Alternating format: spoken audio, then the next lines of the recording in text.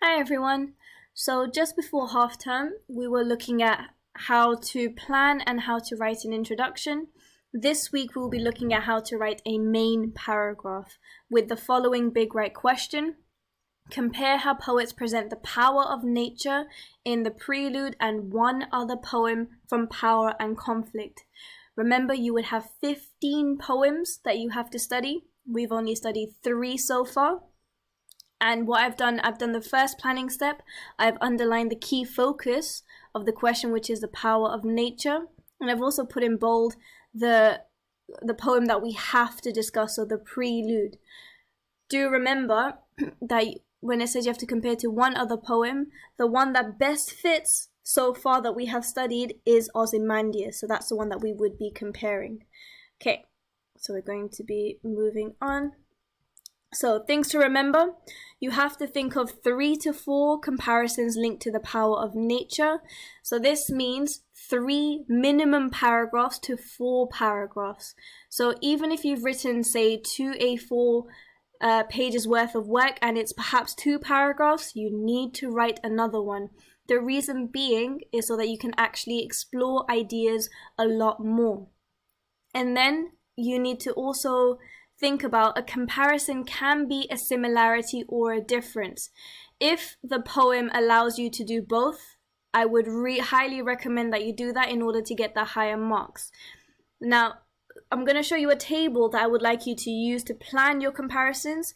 So please pause here so you can actually complete it yourself. I'm just going to go through it with you. Same question at the top.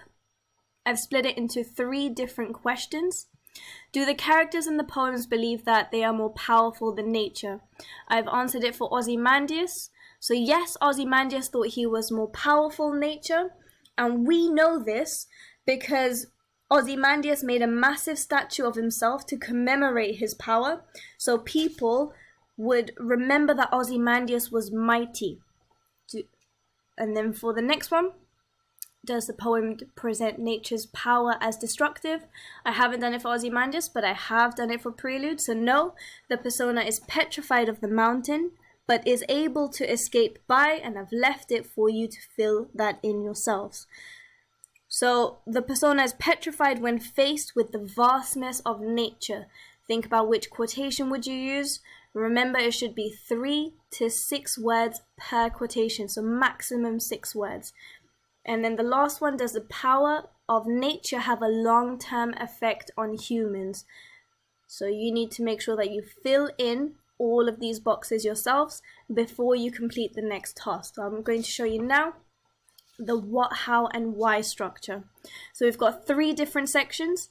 What is the writer saying about power?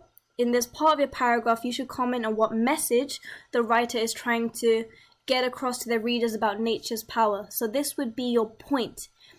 Remember, your points need to be in every single paragraph, and they should always be at the beginning so that you can guide your reader towards your views, your ideas. We've got the next one. How is the writer presenting power of nature? In this part of your paragraph, you need to include language techniques. So how the writer is presenting this message. You also need to analyze the effect of the techniques.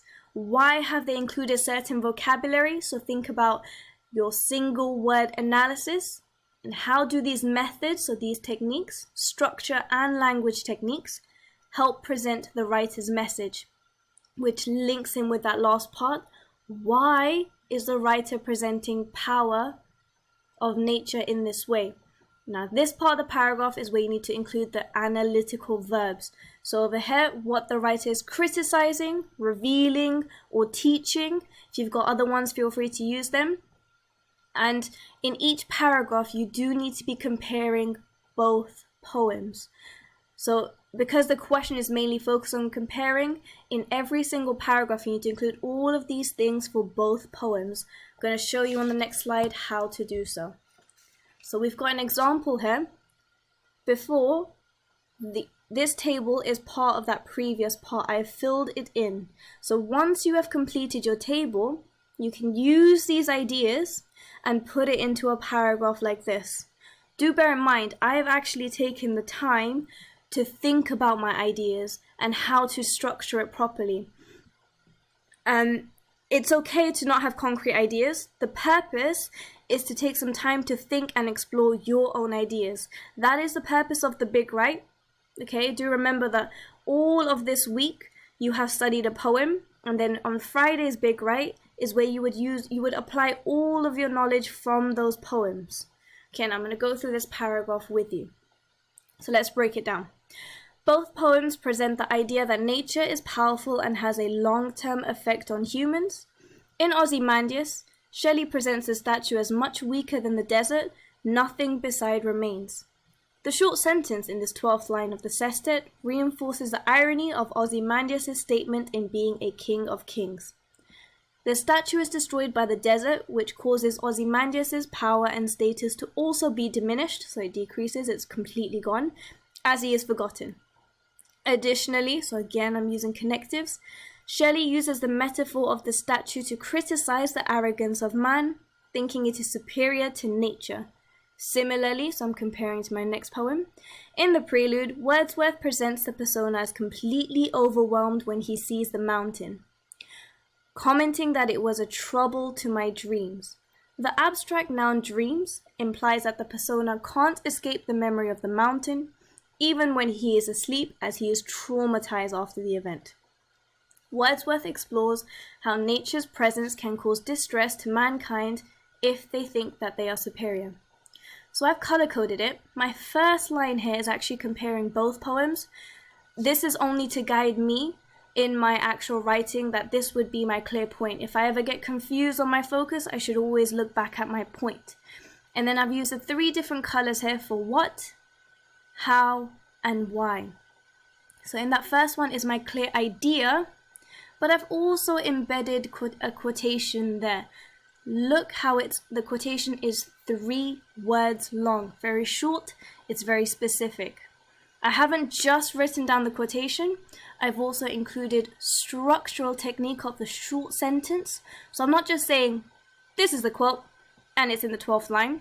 I'm linking it to a structural technique, and I've also included a language technique of irony. So I'm linking language technique and structural technique together. And then in my next sentence, I'm explaining the effect of that technique. So when I talk about the power and status to also be diminished as he is forgotten, I'm linking it to the question constantly. I have a connective here. Additionally, Shelley uses the metaphor. Okay, so you don't have to include a language technique here, but what I've done is, this is my why part of the structure. I'm including Shelley's purpose. To criticize is my analytical verb. Okay, so do bear that in mind. You need to be using those analytical verbs to show your understanding of the poems. And then I've got another clear point. It's not the same one as the one I had written there. Look how they are different. And then again, I'm comparing it using other bits of evidence, and I've even done single word analysis here with the abstract noun dreams, and then I'm using implies to show that I'm actually analyzing properly. And then again, with my writer's intention, my why, it's something different there. Now, for that last part, I'm going to leave this here for you.